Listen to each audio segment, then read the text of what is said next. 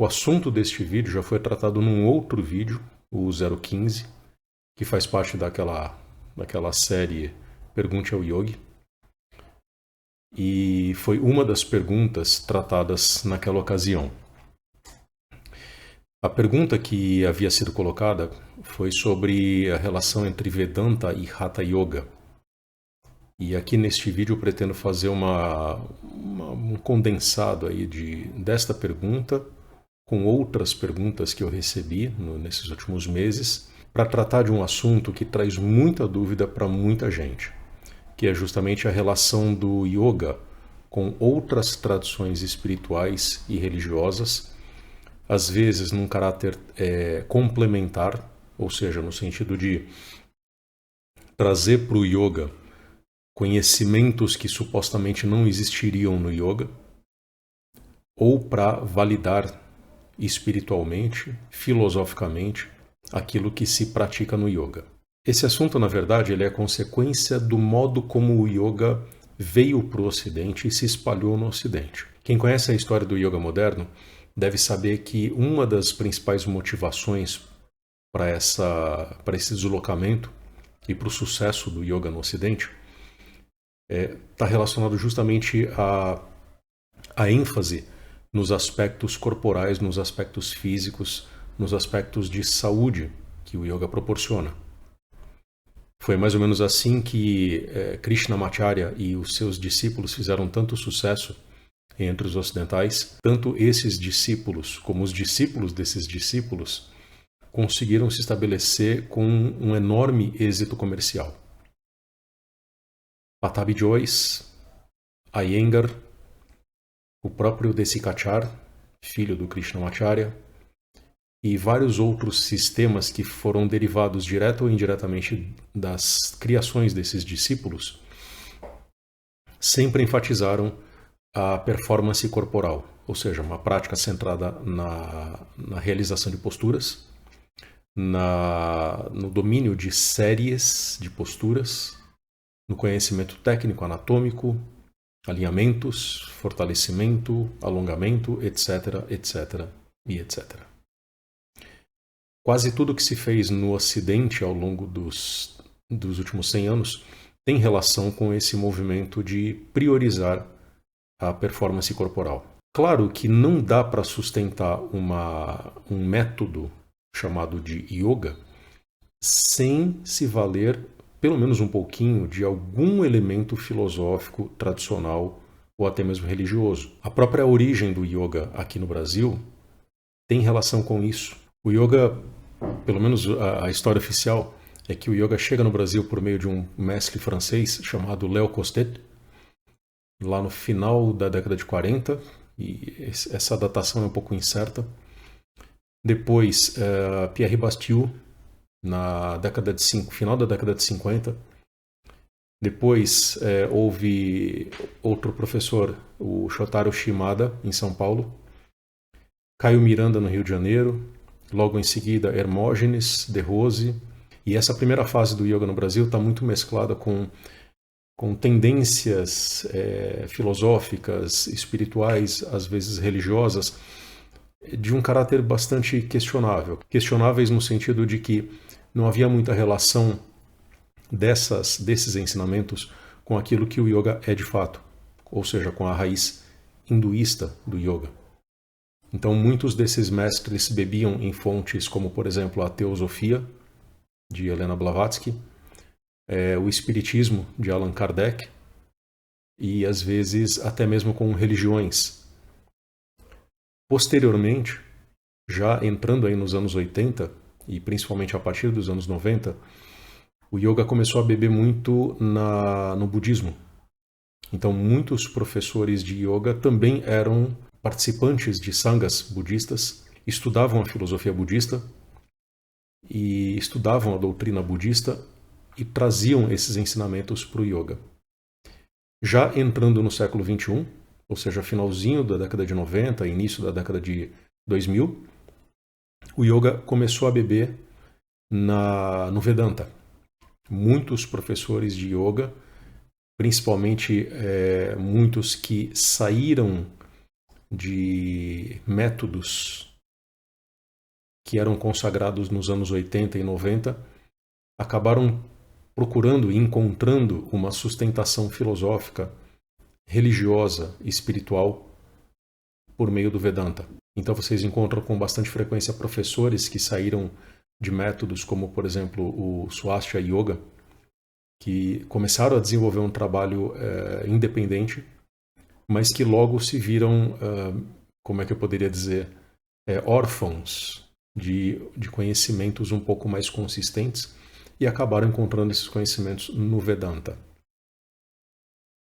A dúvida que surge com muita frequência é em que medida o yoga depende desses conhecimentos para se validar, ou até que ponto o yoga depende de conhecimentos que não são originários do yoga, não são originais do yoga, para ter uma validade como caminho espiritual.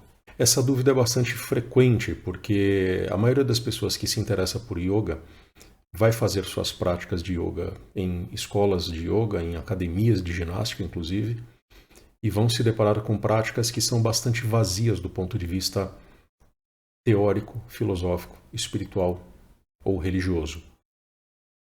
E em algum momento elas vão ouvir falar, às vezes até mesmo pelo próprio professor, vão ouvir falar que o yoga é um caminho espiritual. Mas como é que pode ser um caminho espiritual se a prática consiste apenas de realização de posturas?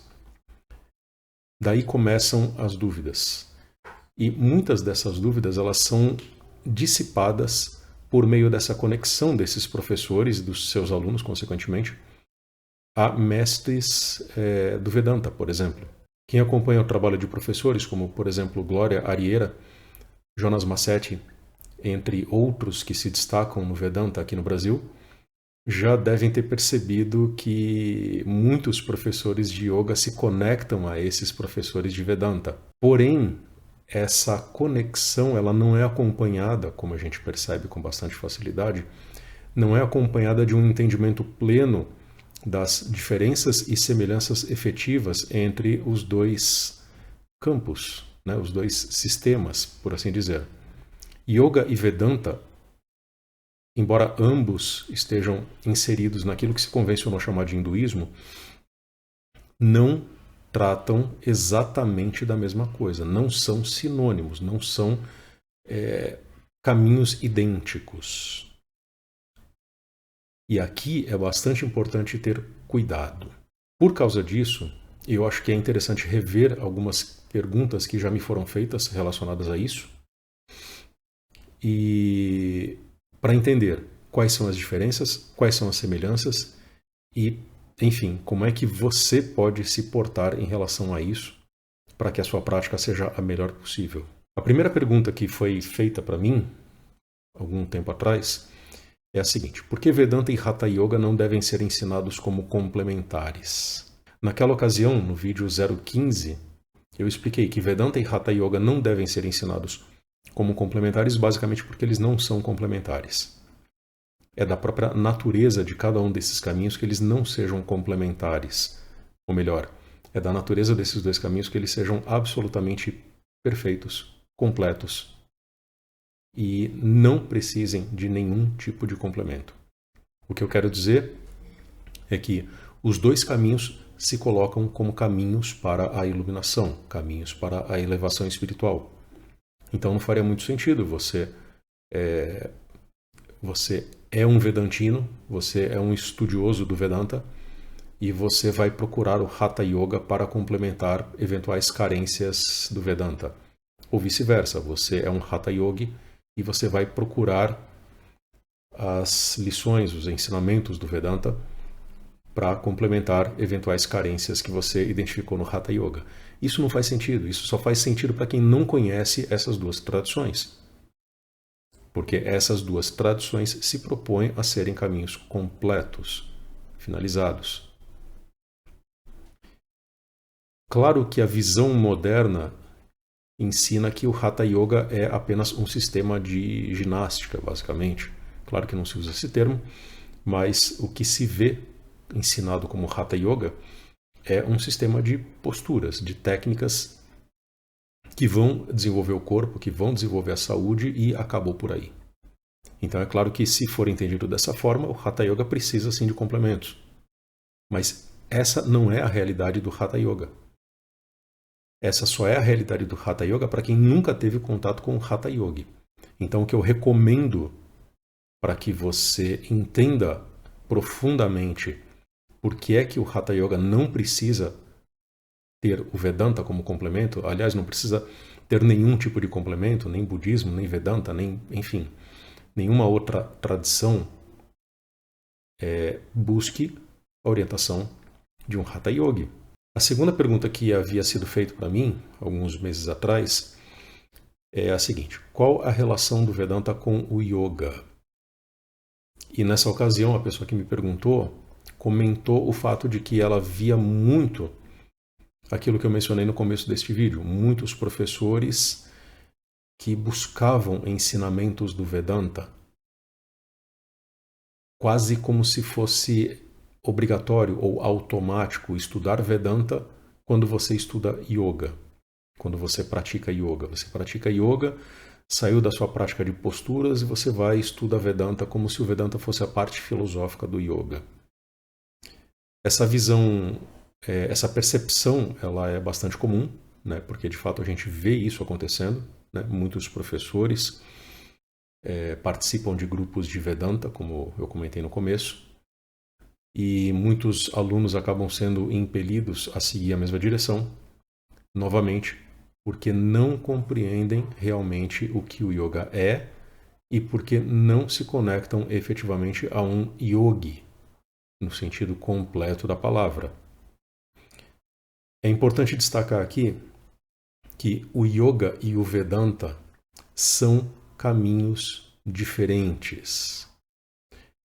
Os objetivos são iguais, a raiz é a mesma, tudo vem dos Vedas, como aliás é a regra no hinduísmo, tudo vem dos Vedas, mas o Vedanta não prioriza sadhana.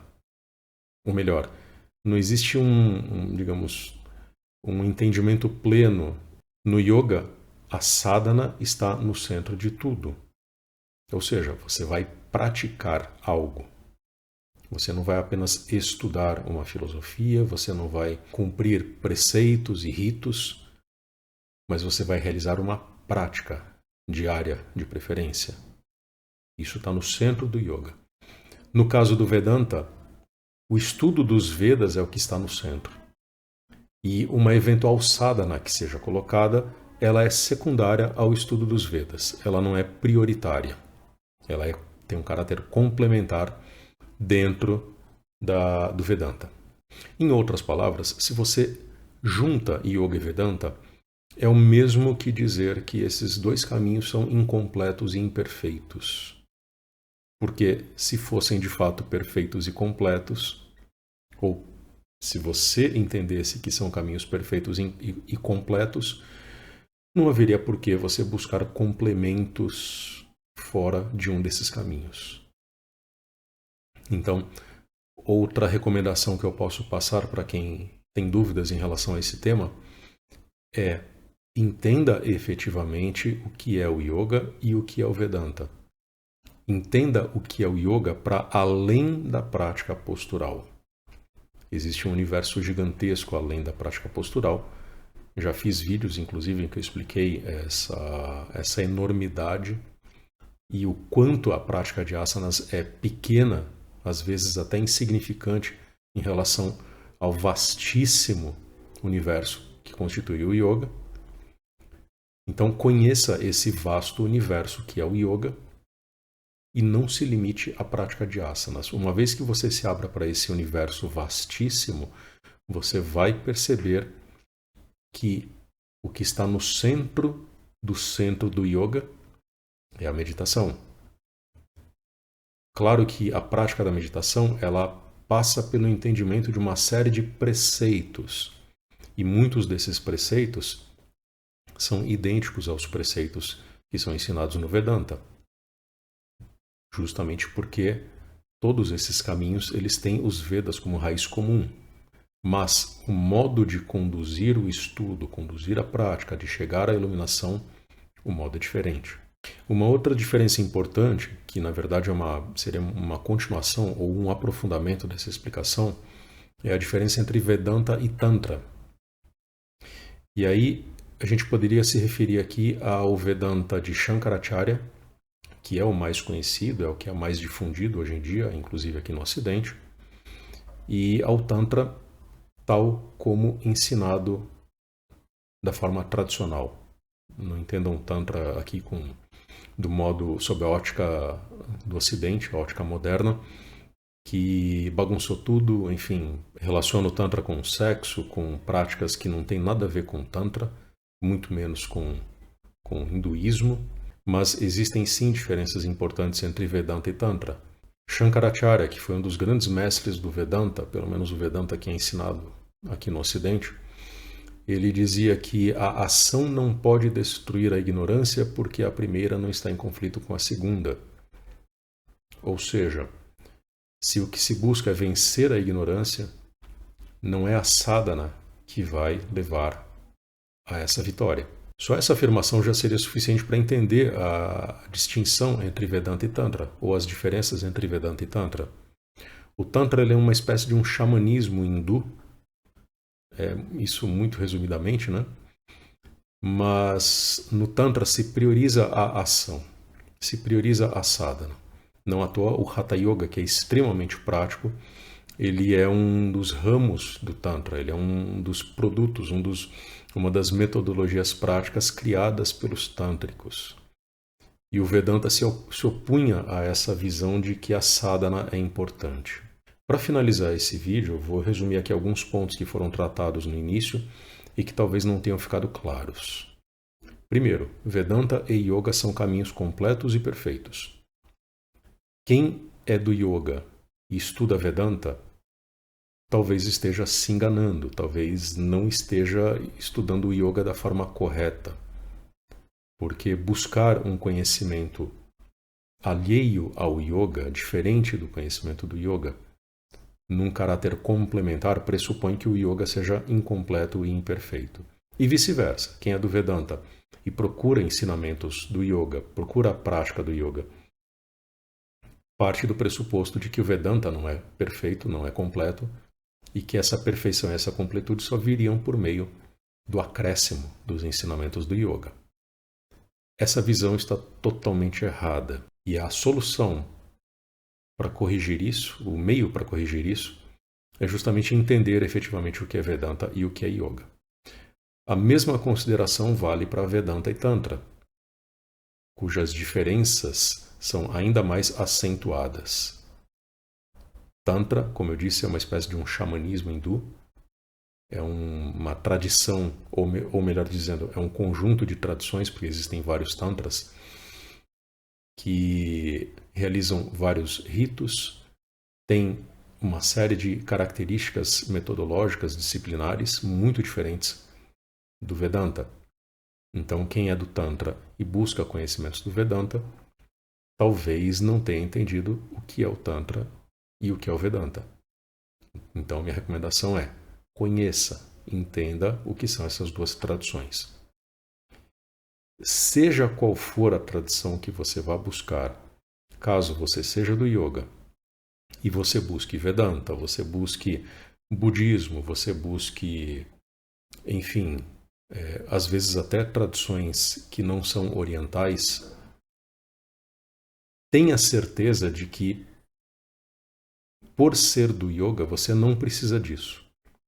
E se você não precisa disso, tenha certeza de que você está buscando esses outros conhecimentos não por necessidade, mas por uma curiosidade, talvez. Ou talvez porque você não tenha escavado o suficiente. Como diz o ditado, né? Você precisa aprofundar sua busca, você precisa intensificar sua busca. Porque em algum momento o yoga vai levar você ao entendimento pleno de coisas que eventualmente você pode querer entender por meio de outras tradições. Mas se você escavar o suficiente, se você se aprofundar o suficiente, em algum momento esses conhecimentos que você quer encontrar, eles vão se revelar por meio do yoga. Como eu disse no começo, o yoga é um caminho vastíssimo, que nem de longe se resume à prática de posturas. Existe muito mais coisa no yoga, e o que eu mais recomendo para você é que você veja essa vastidão que constitui o yoga.